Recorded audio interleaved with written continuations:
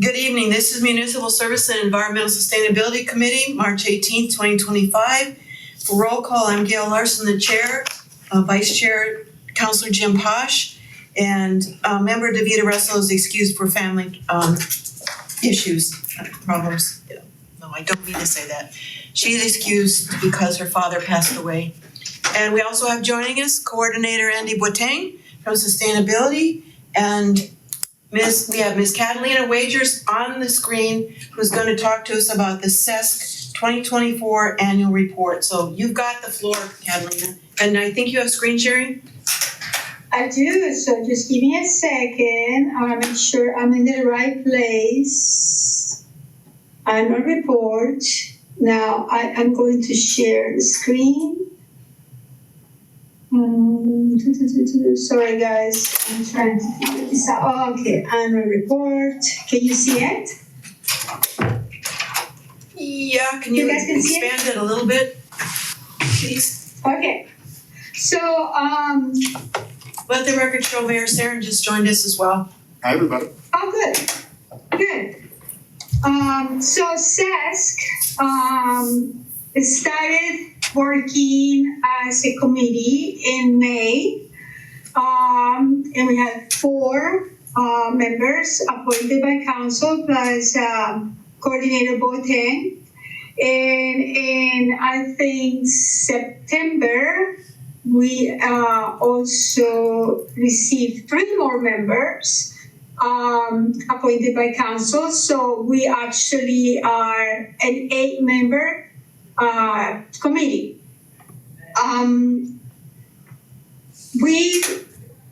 We did a lot of learning in the first year on how we should work together, what our priorities should be, with an eye on the release of the Climate Forward Plan.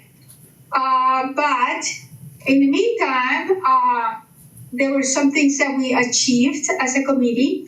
And our member, John Barber, suggested that we should actually publish an annual report, which actually is not a draft anymore. This was approved today, so I have to fix that.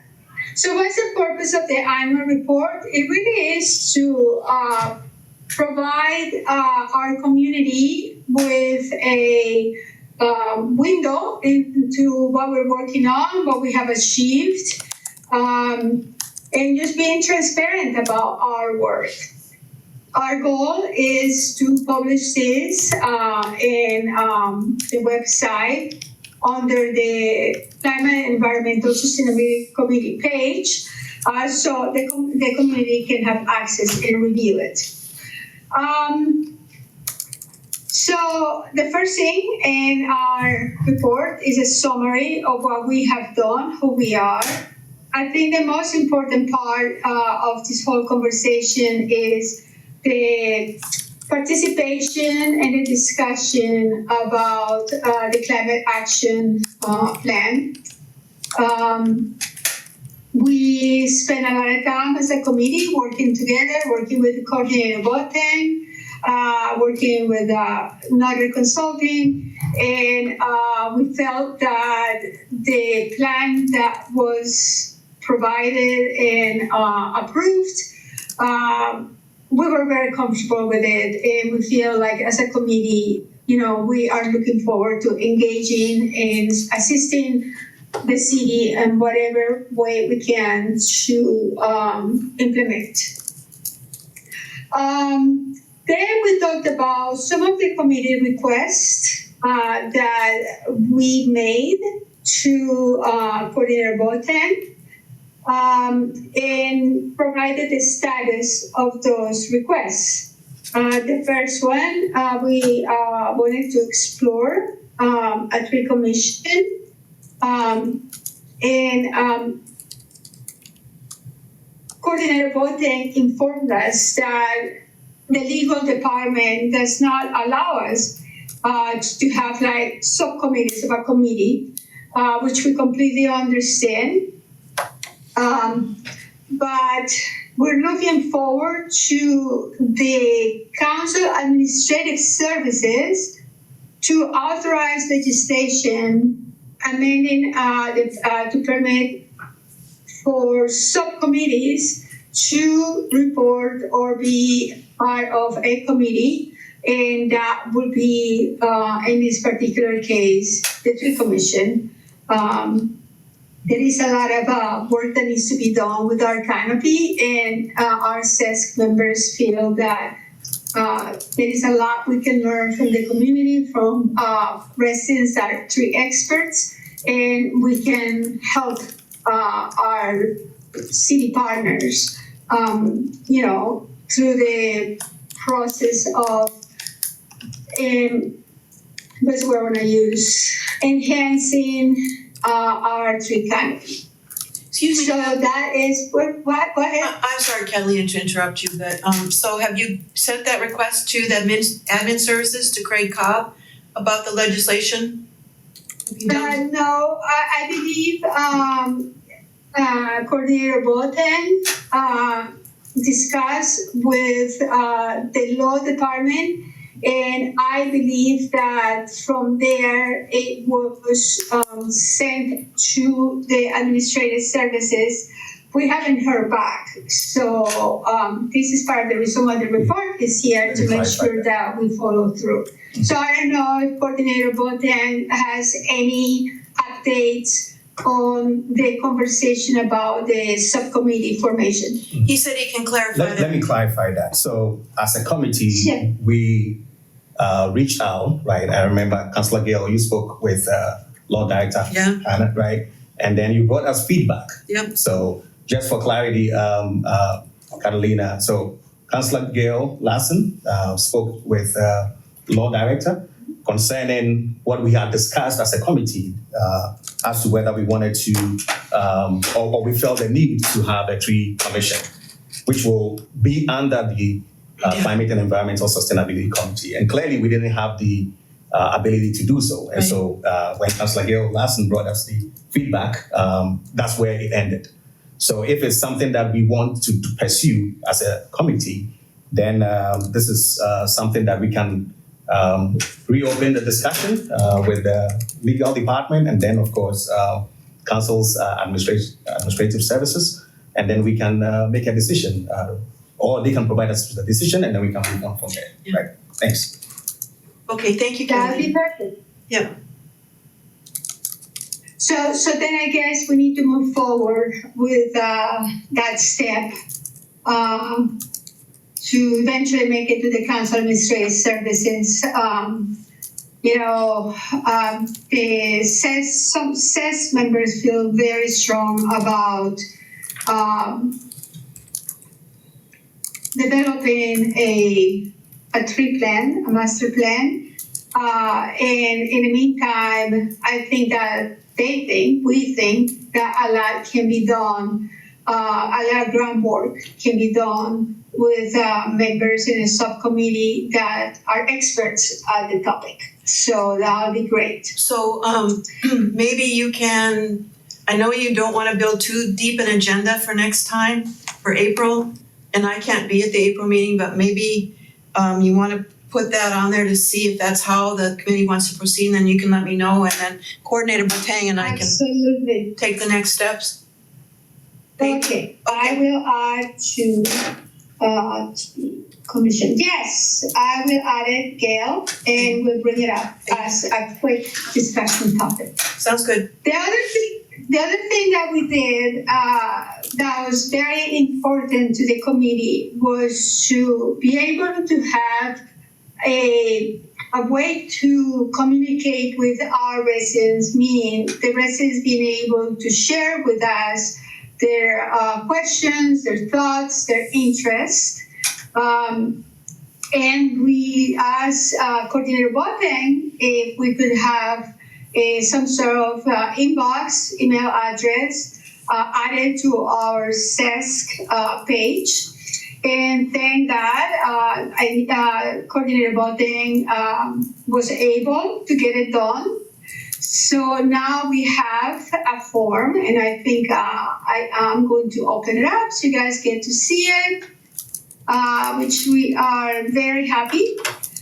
We have received so far 4 comments, and we are responding to them. We still are developing the process. This just happened this month. So today was the first time we actually discussed how to manage the process of responding to the submissions from our residents. So there is more to do there, but we are on the right path. And there were a couple of recommended actions that we proposed. One of them was in regards of the air quality alert day. We asked if the messages could include additional information, such as, the use of the 2-stroke engine equipment. We need to refrain from that. Leaf blowers, mowing. So this all goes to the amount of pollution that the 2-stroke engines, emit. And especially on days where the air is bad, it really aggravates the situation. So we met today, and Coordinator Boateng's, mentioned that they're working on the language and they're working on the steps, the process to get this done. Andy, do you want to provide some additional information as where we are on this, since you're leading this? Yes.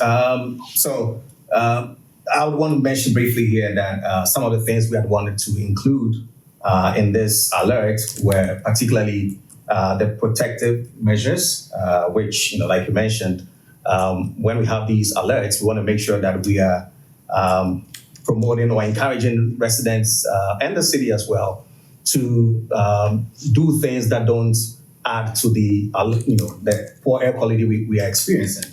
And so with that, we had protective measures such as wait to refill your gas tank, wait to mow your lawn,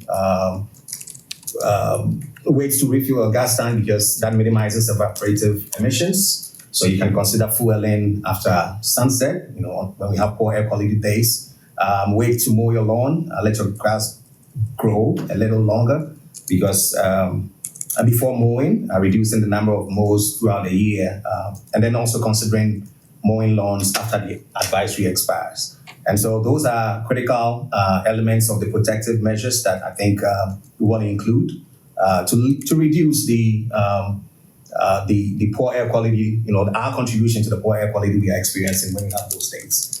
And so, broadly, the alert will, have, the health advisory side of things, where we identify the sensitive groups and all residents, all of that. And then another piece will be where people can go to have real-time updates on the alert. I think that's a very important part of this. And so, that will be housed on the city's website. And then, who to contact regarding any related updates or events or emergency alerts and all of that will be captured in there. So briefly, those are things we're working on. Councillor Posh. So, Andy, in addition, Catalina, hold on a second. Catalina, hold on a second. Councillor Posh has a question. Oh, okay. I'm sorry. I can't see it's you hard from to here, see. you guys. Yeah. No worries. So it seems to, so the things I've seen, not necessarily in other cities, but in like ski resorts, places that are entertainment areas, they will put not necessarily, they'll generally have like a weather icon, but they'll also have things like a traffic light that basically call out. Like in this case, this is a climate action day because or a climate non-action day, I suppose, however you'd want to phrase it, because we have poor air quality. So is there any kind of feed or widget that Civic Plus, the folks that run our website can, if they've done something like that with other cities, is there some tool out there that they could, just take a little piece of the website, put maybe a red dot or something that basically specifies, hey, we tell people, go to the city's website before you cut your grass every single day. One, it drives them to the website, which is a good thing. Yes. We have a lot of people that are conscious about the environment. They'll see if it's a green day, a yellow day, or a red day. Encourage people to sort of click on it. Not like the kind of message where you would, a school district would put like it's a snow day. You don't take that kind of real estate, but just a constant area where people are able to like see a dot or something. Because I know the tool we use to generate the website is a content management system. I'm sure they've got widgets that Yes. it seems to be someone else. It seems to be there would have been some other city that would have done something like this. Absolutely. So, yes, we want to be able to put all this information out there, where our residents can access them. And especially, like I mentioned, the real-time updates regarding it, you want to be able to see that. And so we want to make sure that that's going to be on our website.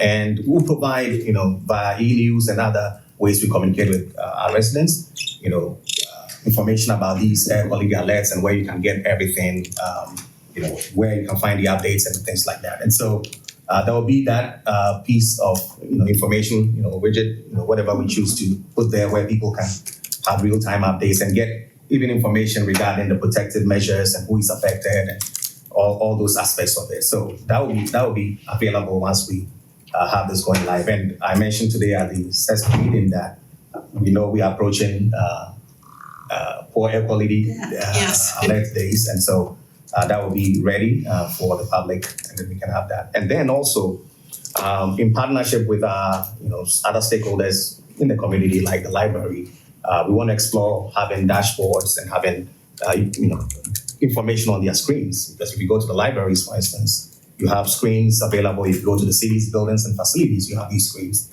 And so on these poor air quality days, we want to be able to put that also there, and make sure that it's accessible to people, and people can easily see what is there, and be aware that we have this emergency and this is what you need to do to protect yourself, and then not add to the poor air quality we are experiencing. And so we want to make sure that all of these things, all the avenues that we can communicate this are explored to make sure people see this. Catalina, go ahead. My Zoom is acting out, so I lost you for a couple seconds. Andy, one of the... Oh, you're froze again, Kat. You froze up. She can't hear me when she freezes up. To try, when possible, to stop using two-stroke engines during, bad day alerts days or bad days, pollution days. Is that something that would be part of this as well? Like I mentioned, and I mentioned this at the CESC meeting, and I want to restate that all these protective measures and actions here, as a city which is very much interested in demonstrating environmental stewardship and leadership on some of these issues, we want to make sure that once we put these things out there, we are also compliant, and we lead by example. And so if we have a poor air quality day, for instance, saying that wait to mow your lawn, and that's to encourage everybody, including city staff, we're saying that we want to explore all possible ways to comply with that. So for example, if it's not urgent that we undertake a specific task which involves the use of two-stroke engines and mowers, which we are looking at greening, which means we're going to be phasing them out. We want to make sure that if there's a way we can explore that, and I know there will be instances where the operations might not necessarily align with this, but as much as we can, we want to make sure that we are doing that so that we're leading by example, and I think that's very important. But we'll explore that to see how best it works. Okay, go ahead, Catalina. Thank you. All right, I'm going back to sharing here. The other request or recommendation we had is in relation to testing the idea of offering our community access to composting free of charge. And it would be a test pilot to see what we learn what are the savings, potential savings for the city. So Councilwoman Larson has been a champion of this initiative, and Councilwoman Larson presented the amount of money that this pilot test will cost for the budget, and I'm assuming, Gail, that that was approved. Actually, no, because we did approve, we approved the mayor's budget, the appropriations request that he wanted to have for his investments, his capital and operations, et cetera, last night, but this is categorized as a council request, which I will be putting on the table when we gather at a finance meeting on the 2nd of April, and then on the 7th of April, we hope to bring our list to the council, and then we'll work with law on getting a piece of legislation written that will be listing the requests from council. So don't give up on me. Madam Chair, No, never give up. I just, for the record, and I know that this is not necessarily material, but to the degree that it matters, I do support the composting pilot project. I think it's a great idea, and I think we should all be moving in that direction. Thank you, that means a lot. No, I do absolutely. appreciate that. I appreciate you bringing it to the table. Yeah, thank you. So that's a good thing. Did you hear Mayor Sarin? I heard, I'm very happy. And not only that, but it also supports the strategy delineated in the materials and waste in the climate action, climate forward plan. Yeah. So this would be a first step into a much bigger, idea. So this is very exciting, and thank you, Councilwoman Larson, for being a champion for this idea. You are welcome. Then another topic that came up during our meetings was really the inclusion of a way to measure the climate forward plan results. And our committee member, Mohammed Irfan, who is an expert when it comes to environmental issues, he proposed the application of ESG models, environmental, social, and governance models, to standardize the framework for measurement and reporting. We feel that as a committee that measuring and reporting and keeping the community updated, keeping ourselves updated is a very important step in the climate implementation plan. Mohammed, will continue to present ideas for implementation as we start rolling out the climate action forward plan, now that is out there in release and filing. And number 4, we wanted to make sure that the community understood that CESC is a sounding board and a partner to coordinate voting and the implementation of the climate action plan. So we've had several meetings. We continue to find the right angle to work together and support the city on the ways we can support them to make sure that the implementation starts taking place. And I quote my partner, Mohammed Irfan, it's important to show wins. It's important for people to see we're moving forward. And whatever wins that we can make as the plan is implemented, I think will be a big win for everybody. So that's it. This is our report for 2024. I'm going to stop sharing. Our goal is for every year to have a report, make it transparent, visible to the community, We are incredibly excited that now we have the contact form. So we can really listen and hopefully advance some of our residents' questions and concerns. Hearing the community is very important, and they need to be part of this whole process. I don't think the plan will work without the community support. So that's where we are. I invite any questions or any comments. It's short and sweet, but it's here. Thank you very much, Catalina. Councilor Posh, do you have anything that? I don't. I really like the idea of having the report out. I mean, I think it's really great because it sort of like elevates your work. I know it's been sort of a short year, but you really have accomplished a lot. So really good job for the committee and Thank you. And just, today we heard from Andy that he is working on some sort of solution for storage of all the information in one single place that is safe and it's, owned by the city. Currently, the way we are managing information is through a Google Workspace. So we have a dedicated drive for SESC, and everybody has access to it. So there is a lot of information that is stored there. There is a lot of initiatives.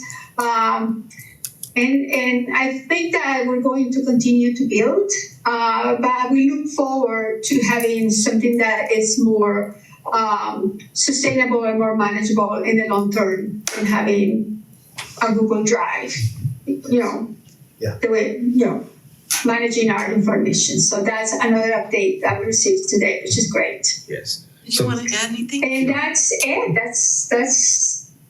That's it for me. Okay. He can go in and I'll go. yeah, well, I have kind of a question about that. So you're moving over to Office 365 and OneDrive. I assume Yes, you guys are going to be using OneDrive. Mhm. Is there and I know it's getting deployed. It's in the process of getting deployed, probably in its early phases. Is there consideration in how you would open up various either SharePoint folders or folders so members of the public can access? So this committee can access this information, because normally you would lock all that down. Absolutely. So when we have all those folders created for this committee, the committee will have access. Every member of the committee will have access to all the folders and all the information that is in there. So I mentioned earlier at today's meeting that we're going to be migrating all the information we currently have in one of our members' private folder, move it over to the folder created for this committee, and then have that breakdown, initiatives, public comments, all of that, annual reports, things like that. And then we can have access given to the members, like I said. If there is any need at any point in time that we provide access to the community for a particular resource, we'll provide a link on our website, maybe probably to be in contact form somewhere or within the committee's page. And then you click on that, it takes you straight to that folder, or it provides you, opportunity to request for access. And then once you get it, you can be in that folder as well and enjoy the resources that will be provided there. Right. So I think the whole idea behind this is to make sure that we are keeping all of this in the very safe, secure, and accessible space, where members can have access to it. And considering the long term and keeping all the records at one place, as members' terms expire and new people join the train, we want to make sure that we have everything situated at one space. So Sounds great. that's the idea. Sounds good. Thanks. Okay, if you are both okay with me moving on, I'm going to let Catalina go scuba diving or paddleboarding. Not skiing, certainly. No. Thank you so much for all your work and the committee's work. Say hi to Herb for me and give Max a pet, and Jules if she cooperates. And so I'll see you later, and thank you again for taking time away from your vacation. And thank you for inviting us. It's good to see you all, guys, and I'll see you soon. Okay. Bye, Take care. Catalina. Thank you. Bye. Counselor Posh, do you have anything under other that you wanted to bring up for the committee meeting? No, I don't. All right, then I'm going to adjourn. Great. Thank you. All right, thank you.